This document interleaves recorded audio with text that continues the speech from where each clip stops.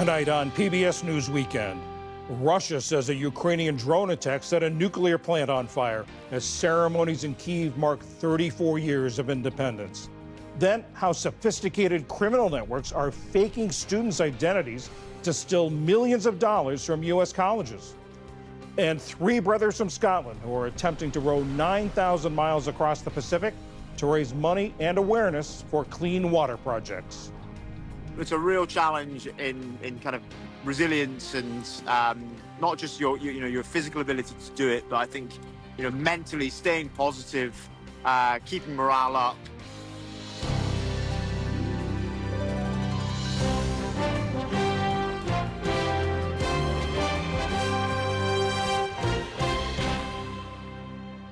Major funding for PBS News Weekend has been provided by. In 1995, two friends set out to make wireless coverage accessible to all. With no long-term contracts, nationwide coverage, and 100% U.S.-based customer support. Consumer Cellular, freedom calls.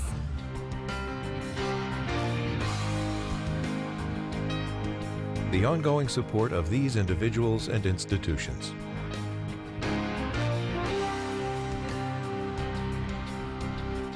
And friends of the NewsHour.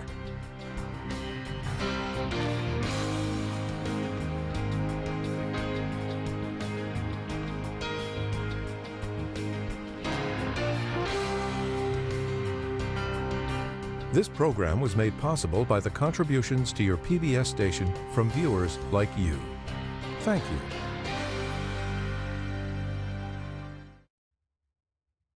Good evening, I'm John Yang. Today, Ukraine marked 34 years since declaring its independence from the Soviet Union, even as its war to repel Russian invaders stretches on. In Kyiv's Independence Square, President Volodymyr Zelensky stood with Ukrainian troops for a moment of silence to honor fallen fighters. In St. Sophia Cathedral, Zelensky and faith leaders offered a prayer for peace. Then he, his wife, and Canadian Prime Minister Mark Carney placed flowers at a memorial wall dedicated to fallen soldiers. Meanwhile, the path to peace remains uncertain. On NBC's Meet the Press, Russian Foreign Minister Sergei Lavrov said that President Vladimir Putin won't be sitting down with Zelensky anytime soon. Putin is ready to meet with Zelensky when the agenda would be ready for a summit. And this agenda is not ready at all. There are several principles which Washington believes must be accepted, including no NATO membership, including the discussion of territorial issues, and Zelensky said no to everything. Russia said an overnight Ukrainian drone attack started a fire at a nuclear power plant in Kursk. Plant officials said there were no injuries and radiation levels are normal. Despite the fighting, the two countries exchanged prisoners of war, 146 from each side. To the war in Gaza now, where the desperation to reach food aid is hitting a new high.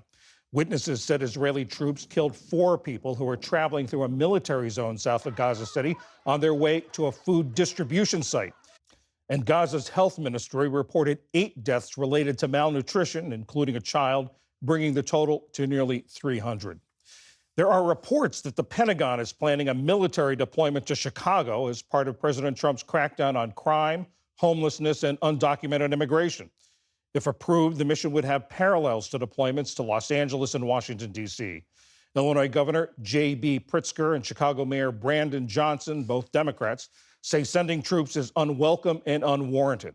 On Friday, the president touted his intervention in Washington and suggested that Chicago could be next, followed by New York City.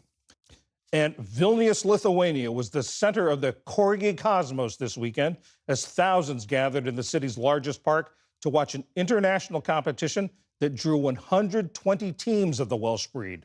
Corgis from across Europe battled in group races, solo sprints, and costume challenges. Lithuanian-owned Mango won the solo race.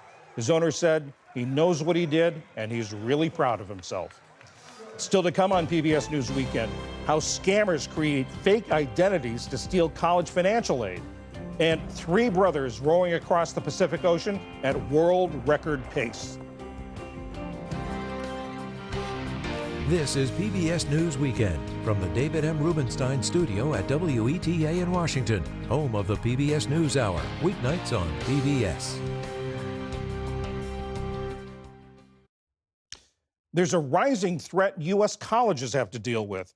Sophisticated criminal networks are using identity theft to disguise themselves as students. They flood colleges with applications in order to siphon off tens of millions of dollars in financial aid. What's more, they're taking up seats that real students need. A series of recent reports reveal that these so-called ghost students even go as far as turning in homework assignments so they don't get dropped from classes. As colleges are set to begin a new academic year, Ali Rogan spoke with Amanda Garrett of Fortune, who's been reporting on this growing scam. Amanda, thanks so much for joining us. Let's start with the basic question, which is, what are ghost students and how do they operate?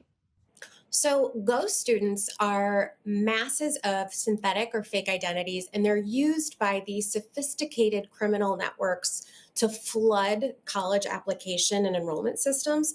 These are sophisticated fraud rings operating some overseas in places like Pakistan, Bangladesh, Vietnam, and they are swarming community college systems. They are applying, enrolling, and getting into classes and requesting financial aid. Sometimes it's a revenue generation scheme. It's just about making money. Other times it's about getting that .edu email address. And that email address, if you're a scammer, is like a gold bar. You look like a legitimate college student, and you can get discounts on laptops, software, streaming services, and fraudsters want a piece of that action. And the financial element for those that are operating strictly out of a profit motive, how does that work? They're getting student loans, is that right? They're applying for financial aid, applying for student loans, and they're using usually stolen identities to do so. So the victims are not just the colleges themselves, but people who have nothing to do with it. So people are having their identities stolen, and then they're having financial aid taken out in their names. And what do we know right now about the scale of this problem? The scale of the problem is really difficult to put your arms around because these scammers are stealing legitimate people's identities. So it usually takes a person noticing that someone has taken out a student loan in their name. So right now, the Department of Education has identified $150 million that's been dispersed to ineligible students, and $30 million of that went to people who were dead, who had their identities stolen.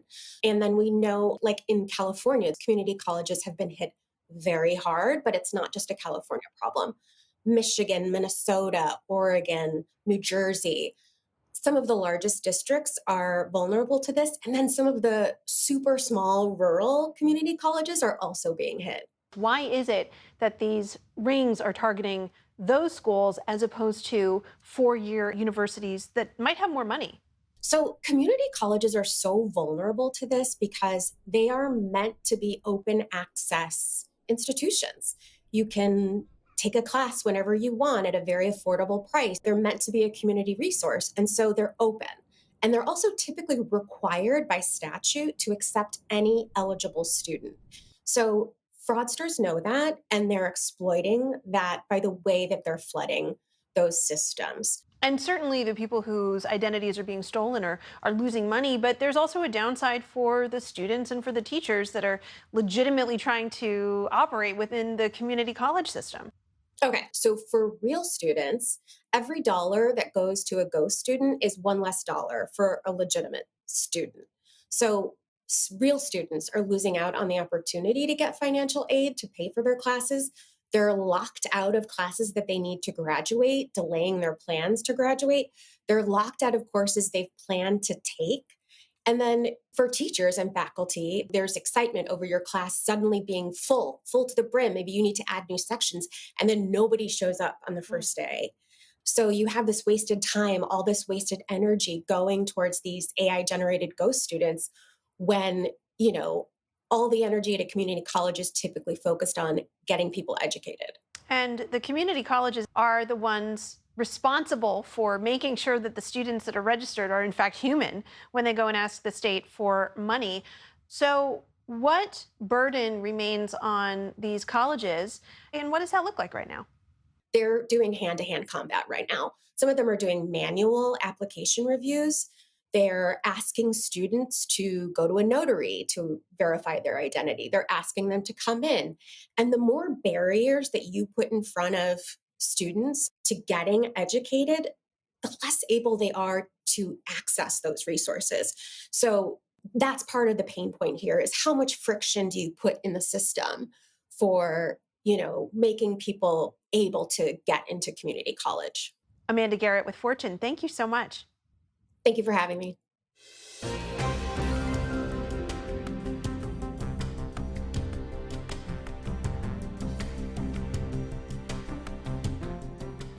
Now, a story about three brothers, a boat, and thousands of miles of ocean. The brothers are the McLeans from Scotland, and they're in the final stretch of their attempt to row nonstop across the Pacific from Peru to Australia. They're going for more than just a world record. They're raising money for clean water projects in East Africa. In April, brothers Ewan, Jamie, and Lachlan McLean set off from Lima. Their destination? The east coast of Australia, 9,000 miles across the Pacific, without stopping and without any support. No sails, no engine, just oars. And they're not using just any rowboat. They helped design the 600-pound vessel, which uses Formula One racing technology. They named it Rose Emily to honor their sister who was lost during pregnancy. When they're not rowing, their routines include fishing, cooking, Hey, hi, Jamie. and holding virtual dinners with celebrities like Flea of the Red Hot Chili Peppers and actors Ewan McGregor. And I'm sure where you are right now is as close to being like at the pinnacle of adventure as you could ever be. And Mark Wahlberg. I could play you in a movie. They are crossing 9,000 miles. They even made a virtual appearance at a rock concert in San Diego. They can hear you, man.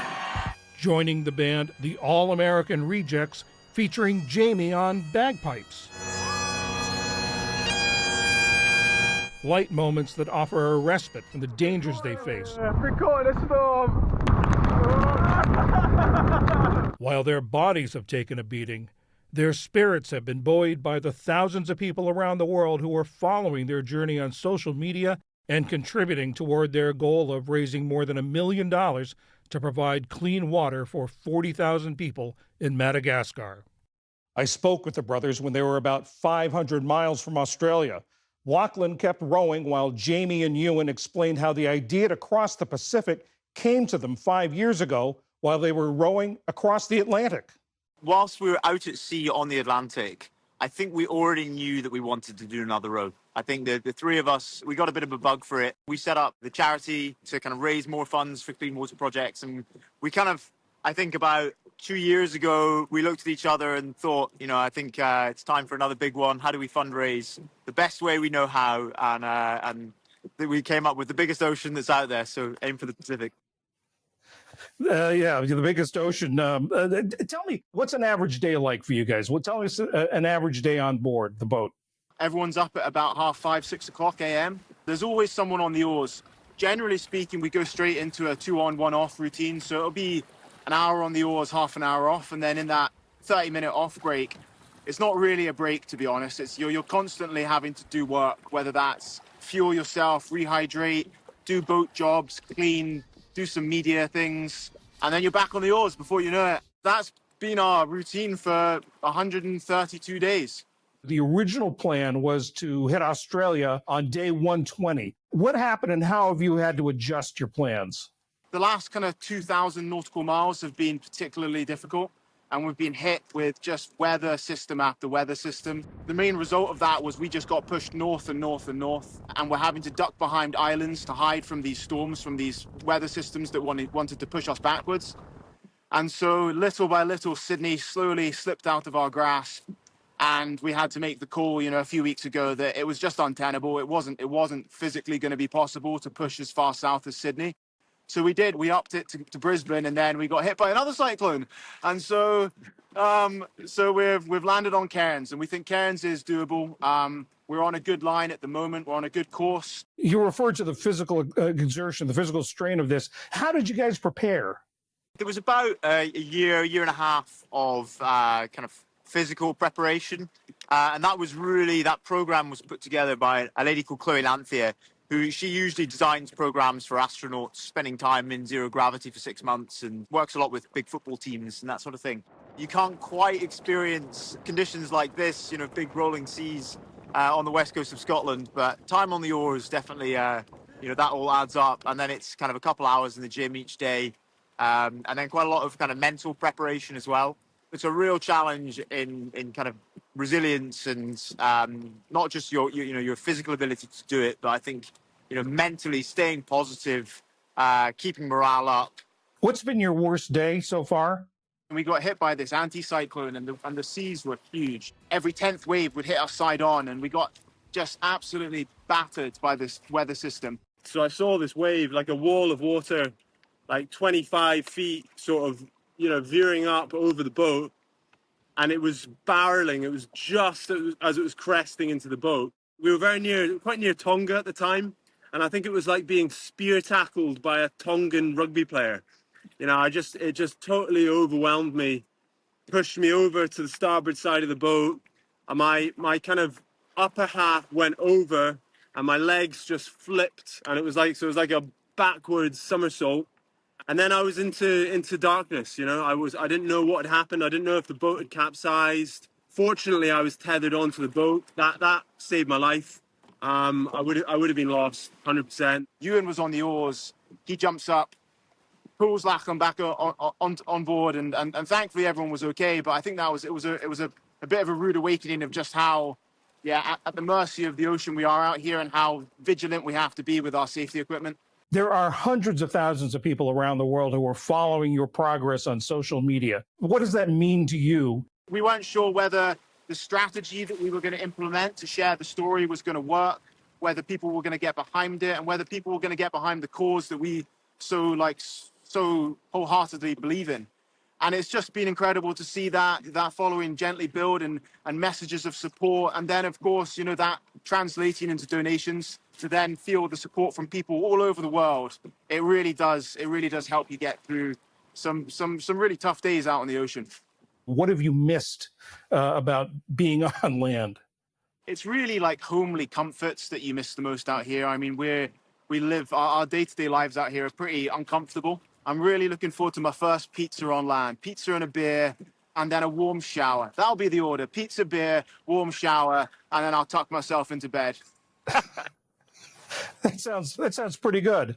Do you think there's going to be something you're going to miss about being on the boat, being out on the ocean? Yeah, I think definitely. Yeah, there's always going to be a small part of it that sort of belongs out here and yearns for this sort of adventure. The isolation can be a positive thing, and with that comes this sort of clarity that you don't have on land. You're not constantly being pestered by people texting you, emailing you. You're not being bombarded by social media or it's quite a peaceful existence. We'll miss the simple, the simple aspect of life out here for sure. So now you've crossed the Atlantic. You will have crossed the Pacific in a few days. What challenges left? We're really involved with the aid side. So we'll be going out to Madagascar, working with our partner charity out there. And, that's a huge project in itself, about 130 different sites where we're looking at developing access to clean water. So that'll be an amazing thing to be involved in. And I think that'll be our focus coming out of this. I think after that, we're, we've loved this experience. I think, there's been really tough times. I think our girlfriends would be pretty upset with us if we decide to spend another 6 months away. So I think we'll do some smaller things, but there's certainly going to be more to come, that's for sure. Ewan McLean, Jamie McLean, and Lachlan back there doing all the work. Thank you very much, and good luck in the days ahead. John, thank you so much for having us on. Really appreciate it. It's been a pleasure.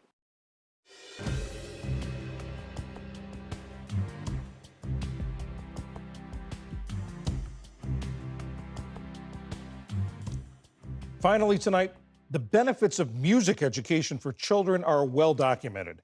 It can boost mental health, enhance creativity, and even improve cognitive functioning. A summer camp program in South Dakota and Minnesota aims to bring all that and more to a special group of campers. And as special correspondent Megan Thompson tells us, there's a little rock star treatment thrown in. The sound of drums, guitars, and keys drift from a building on the east side of St. Paul, Minnesota. But peek inside and you'll see this is no ordinary garage band.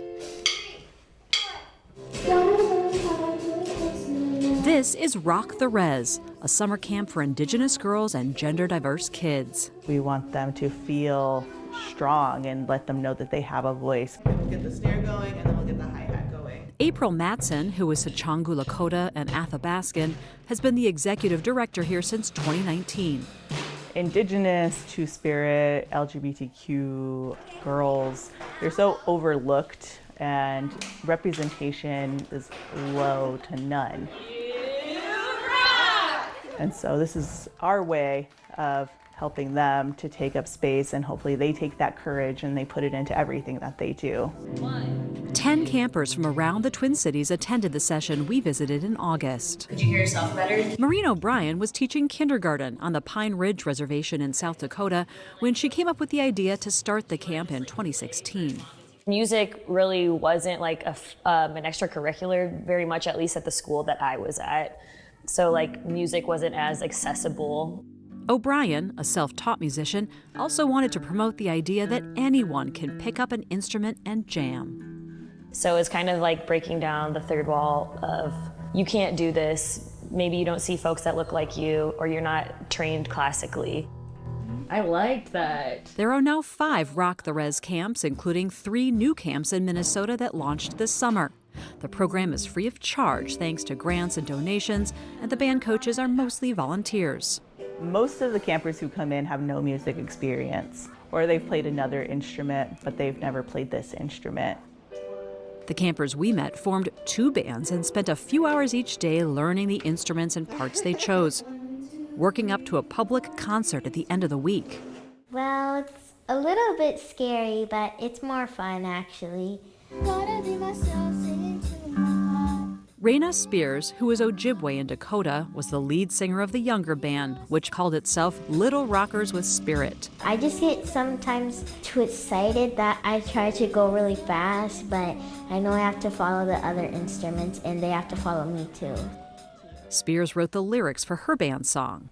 Gotta write how I get into the light, and what I mean by that is gotta write how I get courage. So you can show who you really are. 3, 4. We're kind of fighting for our voices to be heard and for a change. Aaliyah Hansen, who is Red Lake Ojibwe, led her band called Kamimila, which means butterfly in Dakota. Their song was filled with historical and social messages. This is where it started. We are taken from our homes. When we come back, we have nowhere to go. Frame us as addicts, blame us and laugh, but when the white man leaves, you better hope he don't come back. I think it's very powerful and it goes very deep into Native culture. I wrote some things down. The songs were written collaboratively by the campers. The band coaches encouraged and facilitated, but otherwise got out of the way. We all are seen equally and we're all respected. I'm an introvert, so it's hard speaking up, but here, I'm pretty loud here. And I like that I get to actually interact with people and not feel afraid. This is the only urban Rock the Res camp. The others are held on or near reservations. So some of these campers come from communities where there aren't a lot of other Native kids. At school, I just feel kind of left out on my culture. So here, I feel like I belong more. When people think of Native, they think of those old photos that are yellow and wearing, and it's some chief guy. But we're not that anymore. We're still here, you know. Workshops held each day, like this Dakota language lesson, gave the kids a chance to dive deeper into Indigenous cultures. And there were musical performances every day after lunch. Lakota recording artist Tiana Spotted Thunder sang the day we were there. Showcase your skills. Showcase your talent. Then, after a week of pep talks and practicing, the final day arrived. The campers got themselves and each other all glammed up and headed to a park down the street to perform the final showcase for their friends, family, and community. Welcome to the Rock the Road Showcase. The name of our song is Singing to Our Hearts. Empowerment's a huge part of it. I hope that they are proud of themselves and feel like accomplished by the end of it, because it's a pretty big feat to write a song and perform it in a matter of 1 week. Being lost in history, being cheated of our treaties. And if anything, they can look back and say, oh, I performed in front of a bunch of people, because it can be really scary, but they are being so brave. Thank you for coming. For PBS News Weekend, I'm Megan Thompson in St. Paul, Minnesota.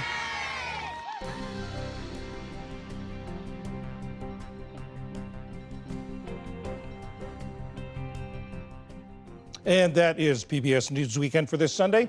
I'm John Yang. For all of my colleagues, thanks for joining us. Have a good week. Major funding for PBS News Weekend has been provided by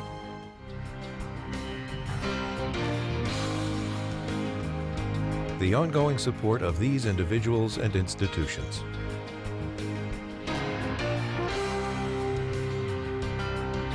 This program was made possible by the contributions to your PBS station from viewers like you.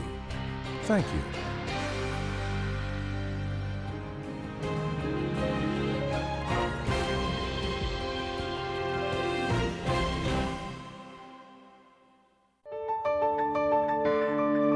You're watching PBS.